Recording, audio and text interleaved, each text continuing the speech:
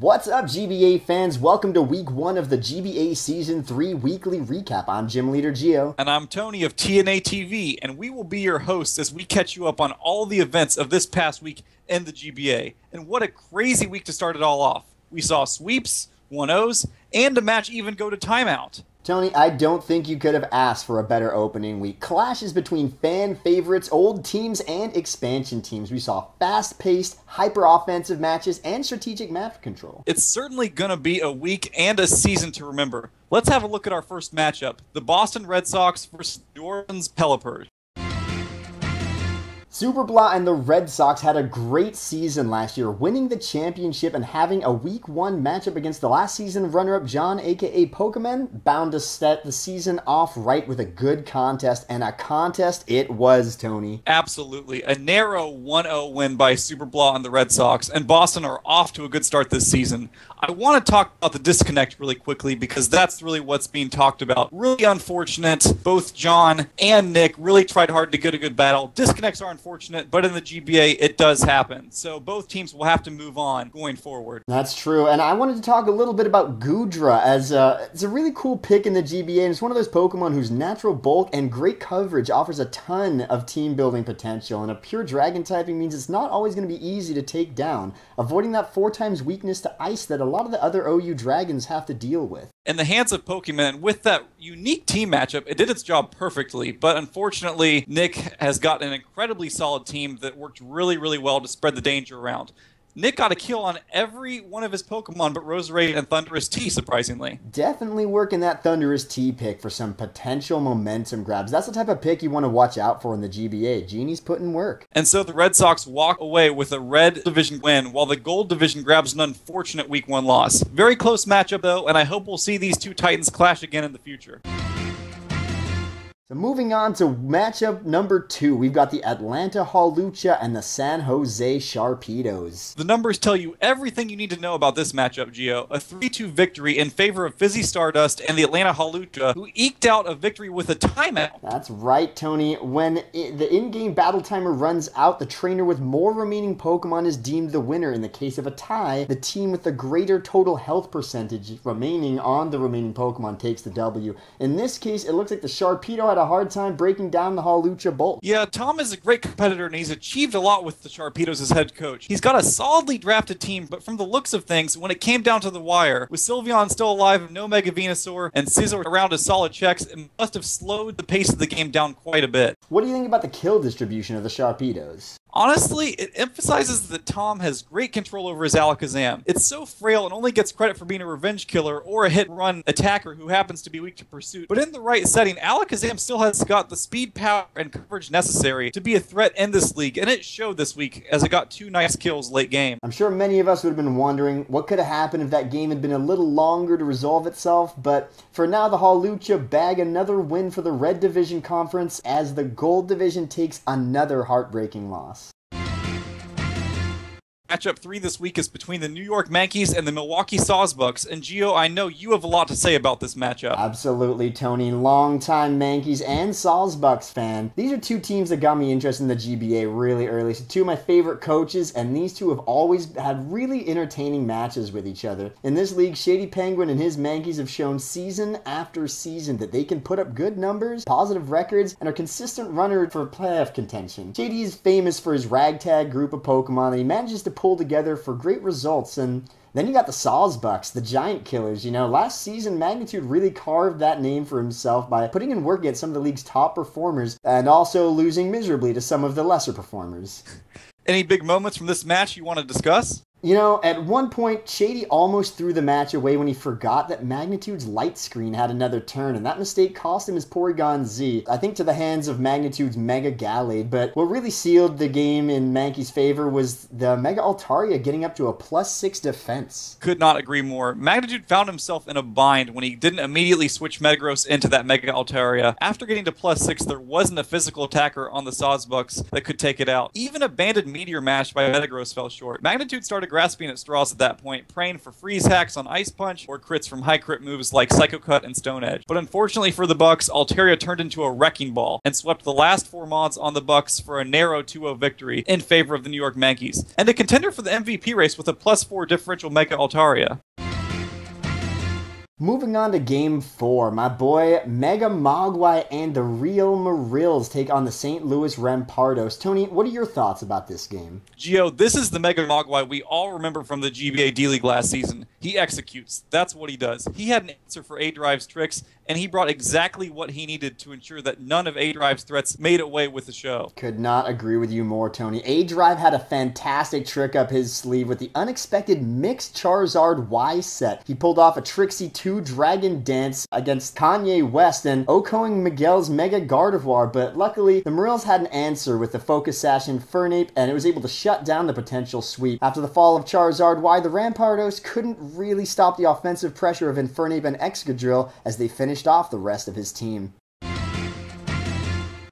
Moving on to game number 5, the Arizona Deoxys take on and take down the Pittsburgh Steelix in a shocking 4-0 slaughter. This was a really interesting game to watch, Tony. We all know both these coaches are very talented. Both consistent playoff hopefuls. Gubstacular has taken the Deoxys very far and has been with the GBA since Season 1, where he was Johto Conference champion. But the big surprise here, really that number. Swagliff is normally a very calculated player. What do you think went wrong here, Tony? Well, Gio, I think the big issue was the pressure by both the Volcarona and the Vaporeon. By the time the Volcarona got comfortable in this match, it was too late for Swagliff. His team was absolutely decimated by that Firebug typing, and the only Pokemon that matched up well against Volcarona couldn't handle the Vaporeon waiting in the back. It was great maneuvering by Gubstacular and a fantastic 4-0 win, netting Volcarona a hefty 5+ differential. Right you are, and with that we move on to game number 6. In the Toronto Leafeons and the Utah Jasmine. Now, this is a matchup I'm interested to talk about because the GBA players, the GBA in general, plays in a very unique way. Teams need to be built to have synchrony and potential against a lot of different strategies that anyone in the GBA could pull off at a moment's notice, and that has worked immensely well in Kotei's favor. The Maple Leafeons continue to bolster their ranks as a premier rain team. Exactly right, Gio. The Leafeons have so many premier rain threats, and they've never been at much risk of getting picked up by any of the other teams because many of them are underperformers without the rain. But with the early draft of Gothitelle by Kotei, the Leafeons have ensured that careful play around Politoed means you can never trap him and force him down. The rain is here to stay, and his monstrous crew of Pokemon to take advantage of that do really put some pressure on the opponents. Absolutely right, but as we see here, Cooper and the Utah Jasmine came to play this week. Despite facing up against one of the most solidly drafted teams in the GBA, Cooper was able to hold Kotei to a 1-0 win, with some unlikely contenders putting in the work this week. You've got to give Cooper credit. He made great use of Gallade and Donphan in this match. Those two have certainly seen better days in the OU metagame, but he definitely put some hurt on Kotei with those Donphan seed bombs. He was able to net a clutch KO against Politoed and Kabutops, while Gallade closed the door on the Leafeon's defensive core by shutting down Amoonguss. Definitely right. A great showing by Cooper, but unfortunately for him, the blazing speed and power of Kingdra and Kabutops in the rain could not be stopped. Even with the Mega Swampert taking a disappointing fall to Whimsicott, the rain sweep trio still found plenty of force to put the Jasmine as Kingdra nets a solid +3 differential, taking out Gallade, Zapdos, and Donphan. Game number 7 is on the chopping block next, as Crobat for the win and the LA NidKings take on Numb Nexus and the Cleveland Cavaliers. Gio, thoughts? You know, I respect these two teams a lot. The LA NidKings, Season 1 League champions, they come to play, and Crobat for the win has a lot of lesser used threats and Gen 4 power, and he puts the hurt on with these things. Couldn't agree more. And the Cavaliers carry a pretty powerful team of their own. Both teams with a very solid offensive threat list, with pretty big defensive holes in this particular matchup. As we can see here, Numb Nexus just didn't have the answer to Entei, who carried into the late game, at which point the hurt Crobat had put in with his Tangrowth and Mew had all but sealed the deal for NidKings, and this is an exciting matchup. Numb Nexus may have fallen short this time, but keep an eye on this guy. He makes incredible work of Mienshao as a momentum shift and a revenge killer in this GBA league, and he'll continue to rack up decent outcomes throughout the season.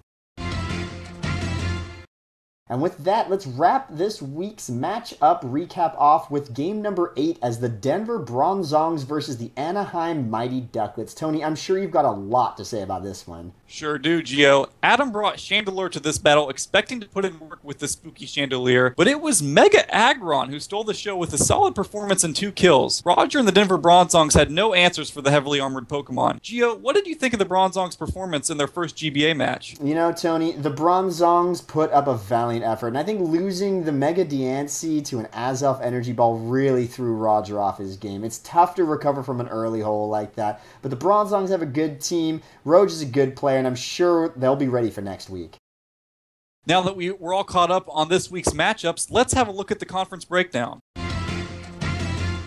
As you can see, ladies and gentlemen, we have the Red Division with a flawless week. Wins all around, so you know this is going to be one hell of a playoff race. Mega Mogwai and the Real Marill top spot with their +4 differential. Shady Penguin and the New York Mankeys take second with the +2, while Super Blah's Boston Red Sox and Fizzy Stardust Atlanta Hawlucha tie for third with a +1 differential apiece. And the other side of Kanto, we've got the Blue Division, which is also shaping up to be a very competitive race. 3 wins this week, with the Gubstacular-led Arizona Deoxys pulling into an early first-place lead with a +4 differential.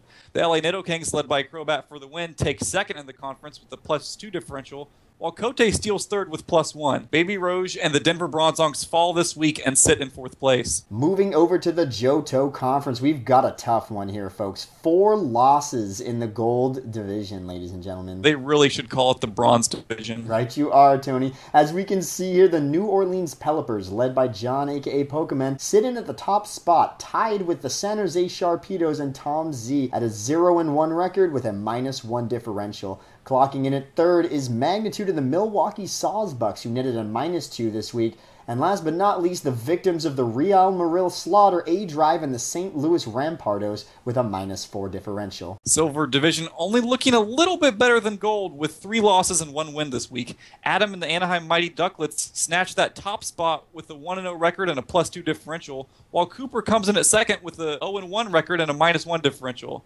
The Numb Nexus led Cleveland's Cavaliers net third place with a -2 differential, and Swaglif is going to have to pull his team back together after that 4-0 loss that left the Pittsburgh Steelix sitting at the bottom of the conference table. And let's finish things off today with a quick look at your MVP race.